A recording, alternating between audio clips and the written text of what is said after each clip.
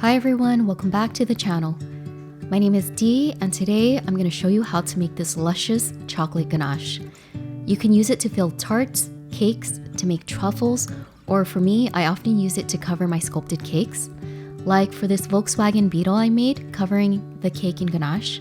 Once cooled, the chocolate solidifies and holds its shape much better than buttercream, so I use this fairly often for my creations. First, measure 9 ounces of semi-sweet chocolate into a medium-sized bowl. So next, boil 1 cup of heavy cream. It only takes a few minutes, so make sure you watch the pot.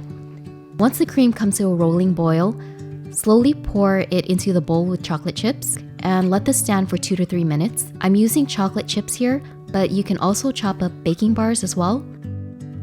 Then mix with the whisk, stirring gently in a circular motion until it's fully incorporated.